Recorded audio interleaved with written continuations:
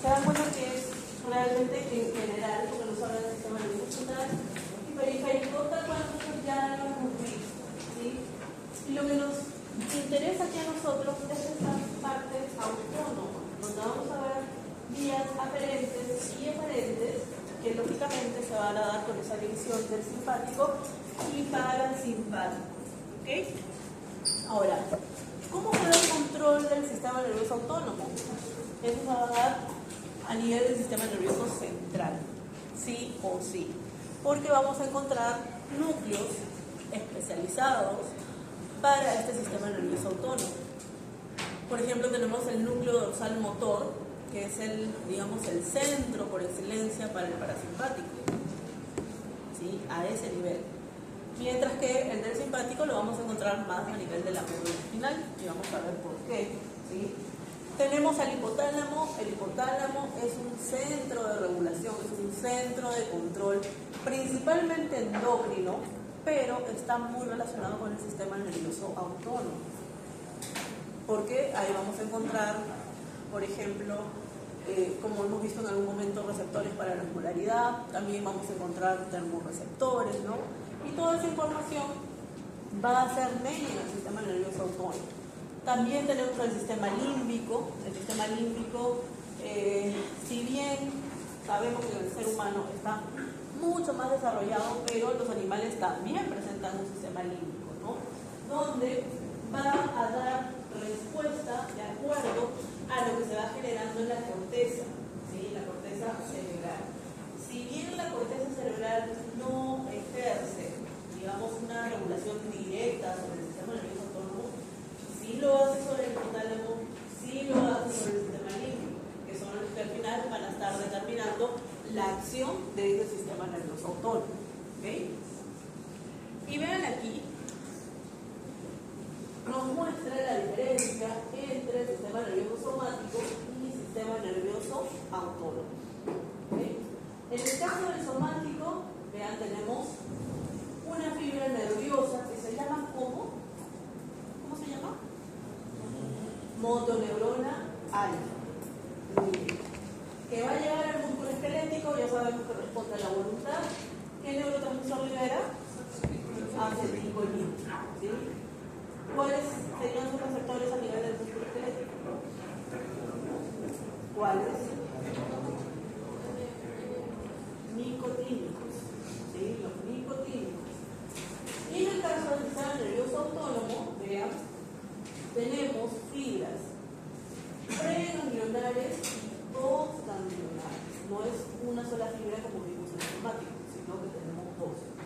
Una preganglionar y una postganglionar que hacen sinapsis dentro de los ganglios autónomos. ¿Sí? Dentro de los ganglios autónomos. Y las postganglionares van a dar a los diferentes órganos. Músculo liso hacia las glándulas y hacia el músculo cardíaco, que es involuntario. ¿Okay? Ahora, estas fibras preganglionares van a liberar un neurotransmisor. ¿Qué neurotransmisor sería?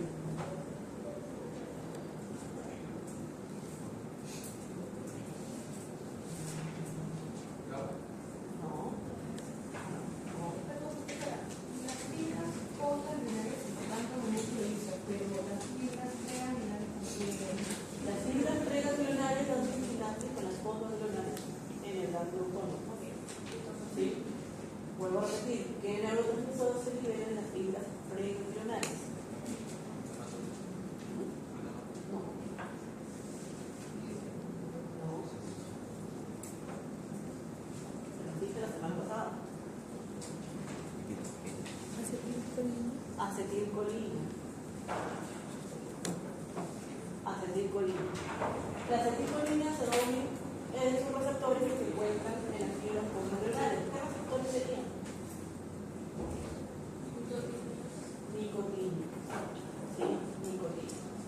Ahora, las postganglionares es ahí donde vamos a tener que se dividen en simpático o en parasimpático. ¿Sí? Si es simpático,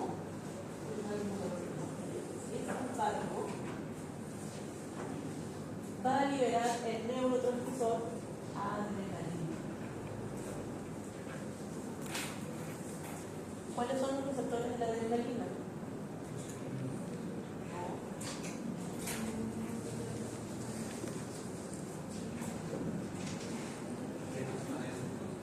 Adrenérgicos, los alfa y beta, ¿sí? Si es parasimpático,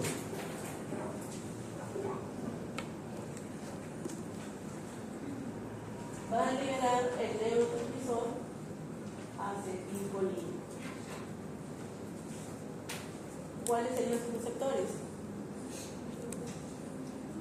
Muscarínicos, ¿sí? 3B1, AM5. Ojo con eso, es ahí donde cae, en los receptores. ¿Sí? Ojo con eso. Aquí vemos a la acetilcolina, pero cuando la acetilcolina hace sinapsis con neuronas o con músculo esquelético, los receptores son nicotínicos, pero cuando hacen sinapsis con músculo cardíaco, músculo liso o glándulas, estamos hablando de receptores muscarínicos. ¿Sí? Ojo. Muy bien, y aquí vemos esas diferencias que podemos encontrar entre el simpático y parasimpático. Y bueno, acá nos ponen el somático, que ya ese lo conocemos muy bien. En el caso del simpático, vean, al igual que el parasimpático tiene fibras preganglionales, pero las del simpático son más cortas, mientras que las del parasimpático son más largas. Y las postganglionales, vean, en el simpático son más largas y en el parasimpático son más cortas. Ahora la pregunta es ¿por qué? Y tiene que ver con lo que les dije hace unos minutos algo, si es que alguien captó.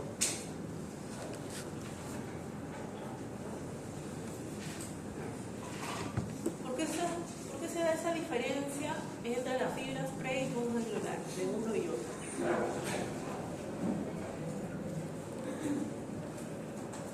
Voy a avanzar aquí un segundo.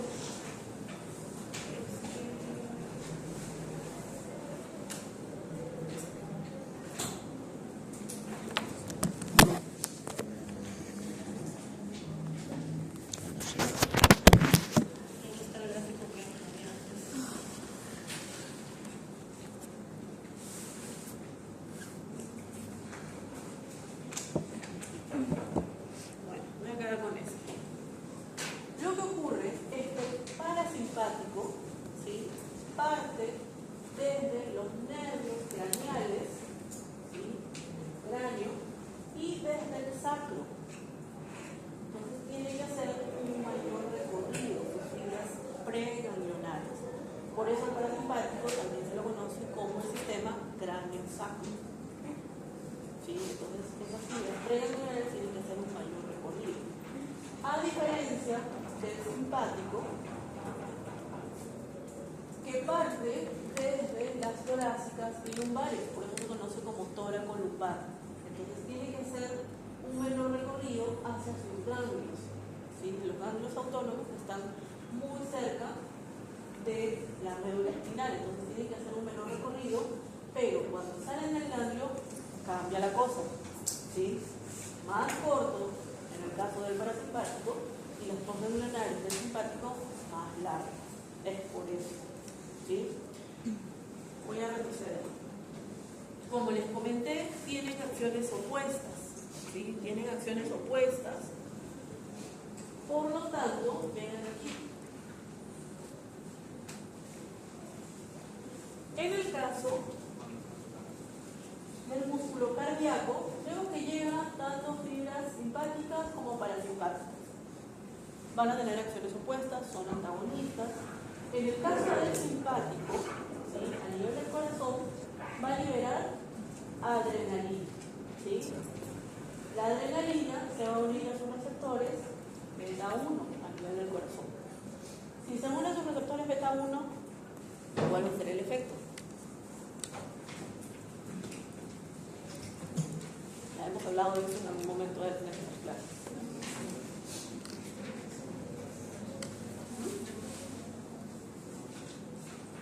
A ver, los beta 1 son excitatorios o inhibitorios. Excitatorios, ¿sí? Al ser excitatorios sobre el corazón, entonces aumentan la frecuencia cardíaca y aumentan la fuerza de contracción, ¿sí? Entonces son excitatorios. A diferencia del parasimpático, que va a liberar acetilcolina, se va a unir a sus receptores nicotínicos o muscarínicos. ¿Muscarínicos cuáles? M2, correcto. Los muscarínicos 2 y van a tener un efecto opuesto, entonces disminuye la frecuencia cardíaca principalmente, ¿sí? Ambos no pueden liberarse al mismo tiempo. Uno está siendo estimulado y el otro está siendo inhibido. Uno está siendo inhibido y el otro está siendo estimulado, ¿sí? Siempre son opuestos. ¿Okay? Ahora, aquí tenemos en el músculo liso, vamos a suponer que estamos hablando de intestino delgado, ¿sí? Llega tanto simpático como parasimpático. Si es simpático, ya sabemos que va a liberar adrenalina. En este caso se va a unir a sus receptores alfa 2. ¿Qué va a ocurrir? ¿Los alfa 2 son excitatorios o inhibitorios? Son inhibitorios. Entonces lo que va a ocurrir es que va a disminuir la motilidad, ¿sí?, intestinal, disminuye la peristalsis, ¿no? Lo vamos a ver en el digestivo, y disminuye también las secreciones, porque está inhibiendo. Vemos que llega el parasimpático también, libera acetilcolina, se une a sus receptores, por lo general M1 y M3, que son excitatorios o inhibidores. Excitatorios. Por lo tanto, genera aumento de motilidad y aumento de las secreciones. Acciones opuestas. ¿Sí? Ojo con esto porque esto lo vamos a ver a lo largo del ciclo y es importante entender sobre los receptores, quién estimula, quién inhibe, porque se dan cuenta, aquí el simpático a nivel del corazón estimula, pero a nivel del intestino inhibe. Y lo mismo pasa con el parasimpático, a nivel del corazón inhibe, pero a nivel del intestino estimula, ¿sí? Y todo depende de qué, de sus receptores. ¿Son estimulantes o excitatorios o son inhibidores o inhibitorios? ¿Sí?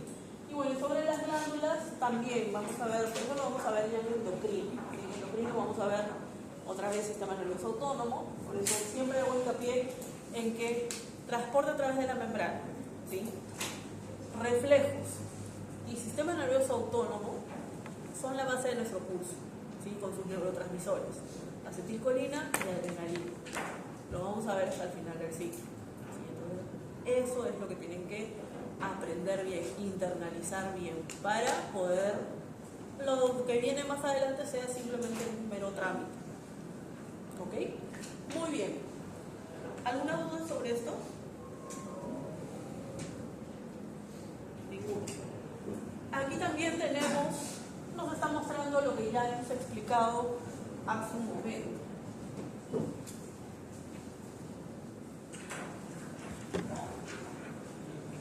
Tenemos algo que vendría a ser las fibras preganglionares o ganglionares, tanto del parasimpático como del simpático. Las preganglionares liberan acetilcolina, se unen a sus receptores nicotínicos, y las postganglionares liberan acetilcolina y se unen a sus receptores muscarínicos. En el caso del simpático tenemos las fibras preganglionares, que son pequeñas, ya sabemos, que van a liberar acetilcolina, se unen con sus receptores nicotínicos, postganglionares, y las postganglionares liberan adrenalina o noradrenalina o epinefrina, norepinefrina, como lo ponen aquí, ¿sí? Y se unen a sus receptores adrenérgicos, alfa y beta, ¿sí?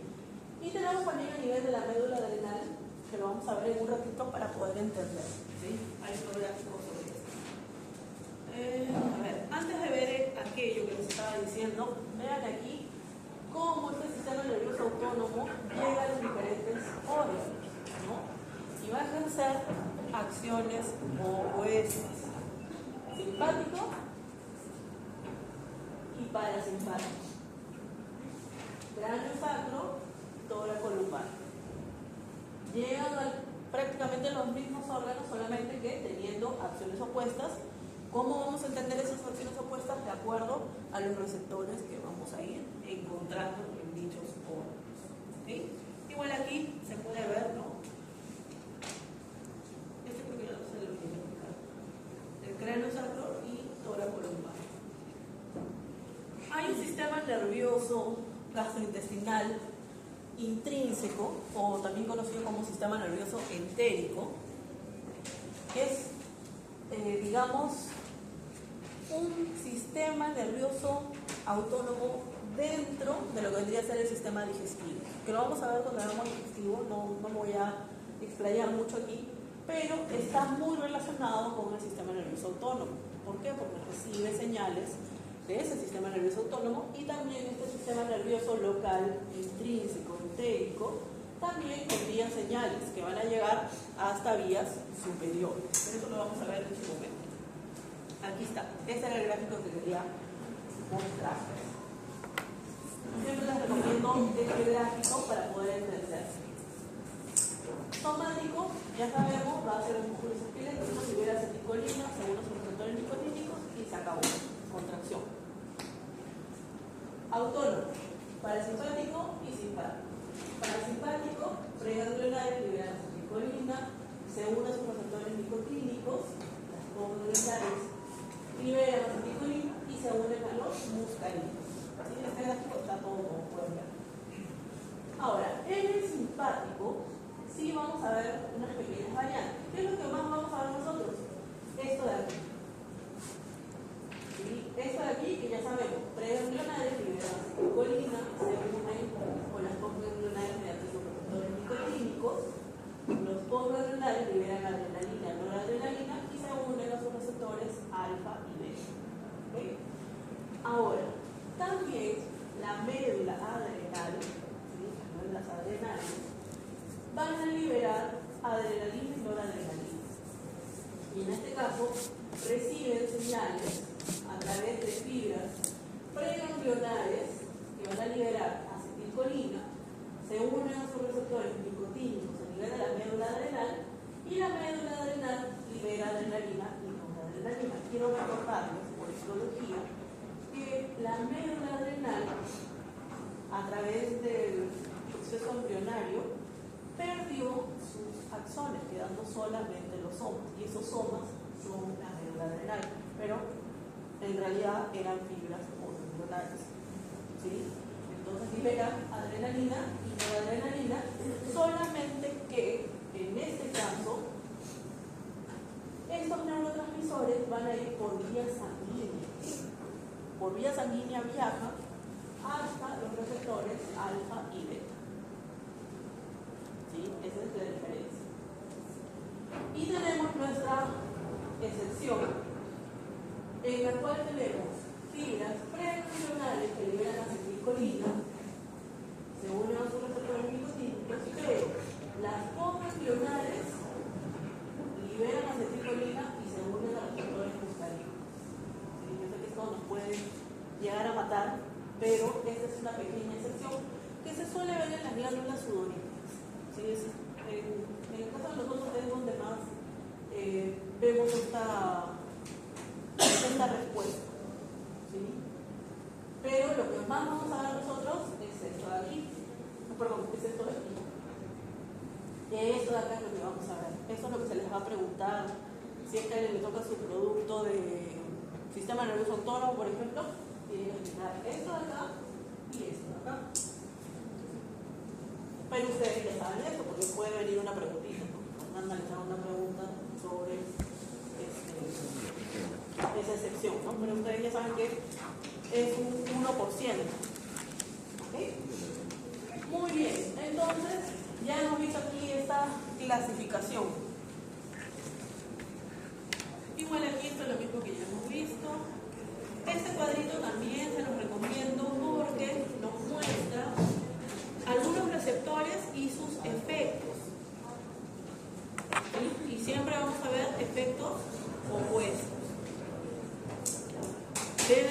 receptores colinérgicos. Los muscarínicos y los nicotínicos, donde los encontramos, y tenemos aquí su mecanismo o su señalización a nivel intracelular. Los nicotínicos ya sabemos que permiten la entrada del sodio, ya sabemos que genera excitación, despolarización, pero en los M sabemos que hay diferencias, ¿no? Los excitatorios, acoplados a proteínas G2, que ven aquí también y aquí también. Aumenta el fosfato y el inhibidor. Y los M2 y M4 generan inhibición, inhiben a la M5. ¿Ya? Y también tienen para poder estudiar. Y tenemos a los adrenérgicos, que ya hemos visto los alfa y los beta, alfa 1, alfa 2, ya sabemos cuál es excitatorio, cuál es inhibitorio, y los beta, beta 1, beta 2 y beta 3, que falta aquí, que sabemos que son excitatorios, y tenemos la excepción con los beta 2. ¿Sí? Ya lo hemos visto en la clase anterior. Muy bien. Y terminamos. ¿Alguna pregunta, alguna duda?